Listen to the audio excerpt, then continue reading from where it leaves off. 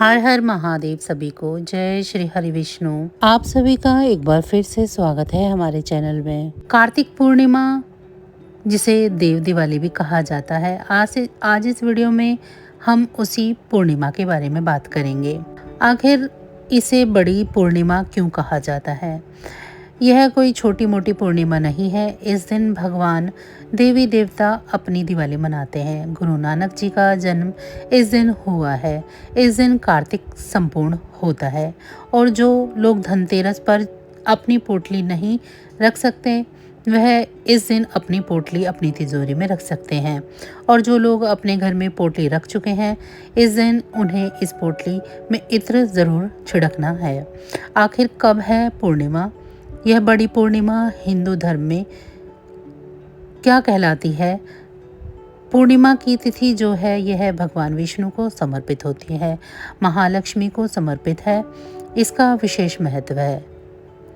इस दिन full moon होता है। वैसे तो हर महीने में एक पूर्णिमा की तिथि आती है, लेकिन कुछ पूर्णिमाएं आपके जीवन में खास हो जाती हैं, जिसमें से एक है कार्तिक मास की बड़ी पूर्णिमा। खास पूर्णिमा क्योंकि इस दिन देव दिवाली मनाई जाती है और गुरु नानक जी का जन्मदिन भी होता है। और कई लोग इस पूर्णिमा पर निर्जल व्रत भी रखते हैं अपने पति की लंबी उम्र के लिए। इस दिन लक्ष्मी नारायण शिव की पूजा की जाती है। विधि विधान है। कार्तिक का भी स्नान किया जाता है, दान किया जाता है। भगवान विष्णु और माँ लक्ष्मी के नाम का दीपदान करने की परंपरा मान्यता भी है। इस दिन देवी देवता पृथ्वीलोक पर दीपदान और गंगा स्नान करने आते हैं। इसीलिए इस दिन को देव दिवाली भी कहा जाता है। वहीं इस दिन सिख धर्म के लोग इसे प्रकाश पर्व के रूप में भी मनाते हैं। देव दिवाली की, कार्तिक पूर्णिमा की बहुत बहुत सारी शुभकामनाएं आप सभी को। मैं आपको बताती हूँ कि कार्तिक की पूर्णिमा वाले दिन माँ लक्ष्मी पीपल के वृक्ष में वास करती है, प्रसन्न मुद्रा में वास करती हैं। इस दिन स्नान करने के बाद पीपल के पेड़ पर दूध शक्कर मिला जल अवश्य देना चाहिए, पर यह श्योर कर लेना चाहिए कि इस दिन संडे ना हो। ऐसा करने से माँ लक्ष्मी प्रसन्न होती है और आपके जीवन में आशीर्वाद, धन धान्य और तरक्की लाते हैं। तरक्की के मार्ग खुलेंगे। कहा जाता है कि कार्तिक पूर्णिमा के पावन दिन पर महालक्ष्मी को खीर का भोग लगाना बहुत ही शुभ होता है। वो ब्राह्मणों को खिलाना, छोटे छोटे बच्चों को खिलाना बहुत शुभ होता है। ऐसे में देवी को मखाने या चावल से बनी हुई खीर का भोग अवश्य लगाएं और हो सके तो इस दिन खीर का भंडारा भी ज़रूर करें। इस दिन आप गुरुद्वारे भी ज़रूर जाएं। इस दिन किसी भी मंदिर में जाकर खूब सारे दीप से मंदिर को रोशन करें। कभी खाली नहीं रहेगी तिजोरी। धार्मिक मान्यताओं के अनुसार कार्तिक पूर्णिमा पर धन की देवी माता लक्ष्मी की पीली कोड़ियाँ अर्पित करनी चाहिए। ऐसा करने से, विधि विधान से उनकी पूजा करने से, कमल पुष्प अर्पण करने से, घर में सत्यनारायण भगवान की कथा करने से घर में धन निश्चित रूप से आता है और इधर उधर जाता नहीं है। इसके साथ ही आप माँ लक्ष्मी की कृपा आप पर बनने लगती है। इस दिन घर में सत्यनारायण भगवान की कथा करानी चाहिए। विष्णु सहस्त्र नाम का पाठ करना चाहिए। लक्ष्मी सहस्त्र नाम का भी पाठ कर लेना चाहिए। इससे धन का लाभ होता है। कार्तिक पूर्णिमा पे घर को साफ सुथरा करके घर में लोभान और धुआं देना चाहिए। हो सके तो इस दिन तुलसी खरीद कर लेकर आएं, अपने घर में ज़रूर लगाएं। पीपल में गंगा जल मिलाकर पीपल के पेड़ में ज़रूर पानी दें। पीपल के पेड़ पर दिए जलाएं। अगर इस दिन संडे हो तो यह कार्य बिल्कुल ना करें। इस दिन आपको वृक्ष में, पीपल के पेड़ में थोड़ा सा दूध अर्पित करने से माँ लक्ष्मी की अति कृपा प्राप्त होती है। आपको देव दिवाली के दिन अपने घर के मुख्य दरवाजे पर दीपक ज़रूर लगाना चाहिए। बंद दरबार आम के पत्ते से आपके घर को सजाना चाहिए। घर की चौखट पर दीपक जलाना चाहिए। तोरण बनाना चाहिए, जो कि बेहद ही अत्यंत शुभ है। इस दिन आपको महालक्ष्मी को इत्र भी अर्पित करना चाहिए। आपको बता दें कि चंद्रोदय के समय पर किए जाने वाले उपाय आपके जीवन को बदल सकते हैं। चंद्रोदय जब भी हो चंद्र के दर्शन करें, तो कार्तिक पूर्णिमा पर चंद्रमा को हाथ जोड़कर प्रणाम करें और साथ ही साथ कच्चे दूध, कच्चे चावल, पानी मिक्स करके अर्घ्य दें। दीपक जरूर जलाएं। कुंडली में चंद्रमा की स्थितियां मजबूत होंगी और चीजें आपके लिए काफी फायदेमंद साबित होंगी।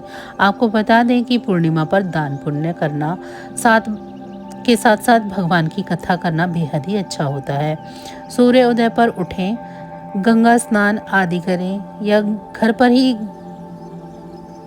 नहाने के पानी में गंगा जल मिक्स करके नहा लें। हो सके तो गंगा स्नान करें। गंगा जी में खड़े होकर दान करें।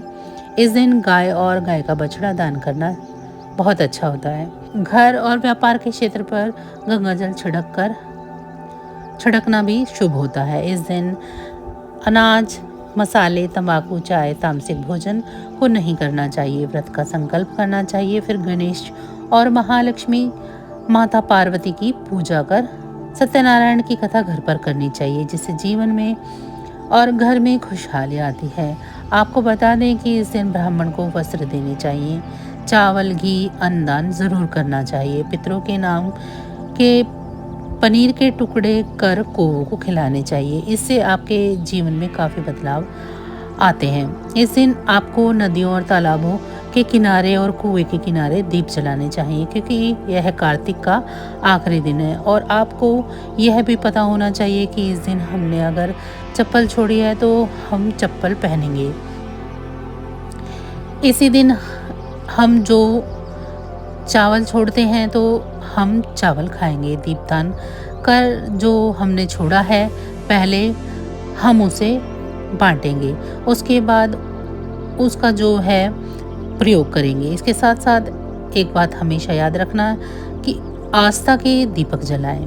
इस दिन अपने घर के ईशान कोण में भी दिया जरूर लगाएं।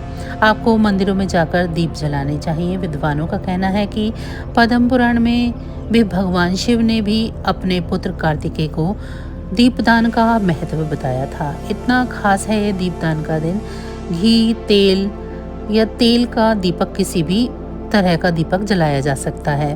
और अब तो बाजार में नकली दिए भी आ गए हैं, तो आप वो भी जला सकते हैं। लाइटें भी जला सकते हैं। इनका दान भी कर सकते हैं। घी का दान करें, तिल का दान करें। कुछ ना करने से 100 बार, ना करने पर 1 बार ज़रूर करें, बहुत अच्छा होता है। सबसे उत्तम होता है कि आप नदियों के किनारे पर हर जगह पर पुण्य फल चाहते हैं तो घी का दीपक ज़रूर जलाएं। वो नहीं जला सकते तो मोमबत्ती जला लें। सरसों के तेल का दिया जला लें। हम बताना चाहते हैं कि कुछ ना करने से कुछ करना अच्छा होता है। और कार्तिक की पूर्णिमा में गंगा स्नान का बहुत ही महत्व होता है। एक तरफ चांद और एक तरफ आप गंगा स्नान कर रहे हो, इससे खूबसूरत कोई और चीज़ नहीं हो सकती। फिलहाल के लिए अब हमें दीजिए इजाज़त। अपना और अपने का खास ख्याल रखें। माता रानी की असीम कृपा आप पर बरसती रहे। भोलेनाथ की कृपा दृष्टि आप पर सदैव बरसती रहे। जीवन में कोई कमी न आए। आप सभी का बहुत बहुत धन्यवाद।